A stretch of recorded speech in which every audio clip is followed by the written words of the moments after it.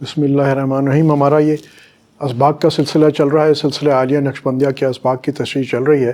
تو آج انشاءاللہ جو تجلیات ثبوتیہ کا سبق ہے، جو 12واں سبق ہے، اس کی تھوڑی وضاحت یہ فقیر کرے گا۔ اس کی نیت کیا ہے کہ الہی وہ فیض تجلیات ثبوتیہ کا جو آپ صلی اللہ علیہ وسلم کے لطیفہ روح سے، لطیفہ روح کہاں ہے؟ یہ سیدھے پستان سے 2 انگل نیچے پہلو کی جانب، یہ جگہ ہے لطیفہ روح کی۔ تو آپ صلی اللہ علیہ وسلم کے لطیفہ روح سے تجلیات ثبوتیہ کا جو فیض حضرت نوح علیہ السلام اور حضرت ابراہیم علیہ السلام کو ملا تھا، وہ فیض نبی کریم صلی اللہ علیہ وسلم کے لطیفہ روح سے، مشائخ اعظام کے لطیفہ روح سے ہوتے ہوئے میرے لطیفہ روح میں آ رہا ہے۔ بس ایک وضاحت یہ یوں سمجھے کہ کون سا فیض ہے، یعنی اس کا اگزامپل کیا ہے، وہ کیا ہے کہ یہ وہ والا فیض ہے جو آپ صلی اللہ علیہ وسلم کے لطیفہ روح سے نوح علیہ السلام اور ابراہیم علیہ السلام کو ملا تھا۔ مگر جو فیض آ رہا ہے اب وہ نوح علیہ السلام یا ابراہیم علیہ السلام کے لطیفہ روح سے نہیں آ رہا، جناب نبی کریم صلی اللہ علیہ وسلم کے لطیفہ روح سے، ہمارے مشائخ کے کبار کے لطیفہ روح سے ہوتے ہوئے میرے لطیفہ روح میں آ رہا ہے، اور میں اس فیض پہ بس منتظر رہتا ہوں، اور یہ فیض لطیفہ تجلیات ثبوتیہ کا فیض آتا جا رہا ہے، اور میں اس کے لیے اور منتظر ہوں، اور یہ تمنا رکھتا ہوں کہ اور فیض آ جائے، اور ساری توجہ صرف اس پہ ہے کہ فیض آ رہا ہے، میں منتظر بھی ہوں، آ بھی رہا ہے، اور میں مزید کا منتظر بھی ہوں، ساری توجہ اس پہ ہے۔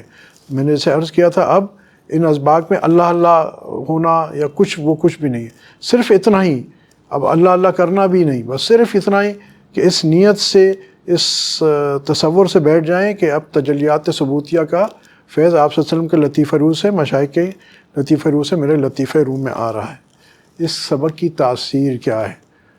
تاثیر یہ ہے کہ اس سبق میں آ کے سالک کو اللہ کی صفات کے علاوہ ہر اپنی صفات، مخلوق کی صفات، وہ سب کی نفی کر دیتا ہے، اور صفات جو ہوتی ہیں وہ کسی کے وجود میں ہوتی ہیں۔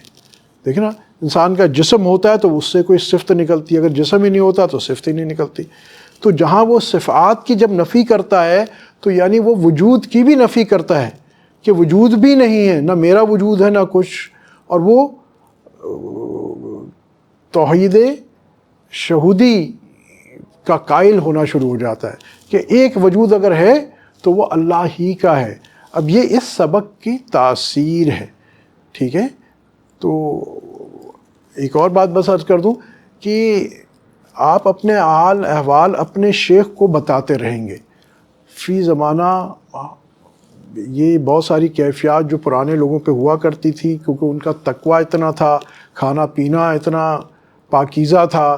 آج ہمارا بھی گو حلال ہوتا ہے، مگر بعض اوقات بازاری کھانا کھا رہے ہوتے ہیں، بے نمازی کے ہاتھ کا آپ کھا رہے ہوتے ہیں، کھانے پینے میں احتیاط نہیں ہوتی، باقی معاملات میں احتیاط نہیں ہوتی، تو وہ اس درجے، اتم درجے وہ کیفیات ظاہر نہیں ہوتی۔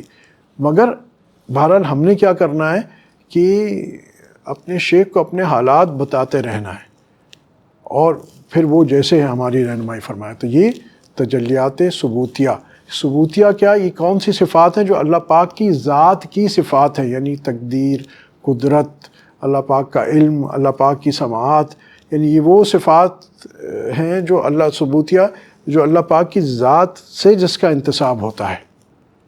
وآخر دعوانا الحمدللہ رب العالمین۔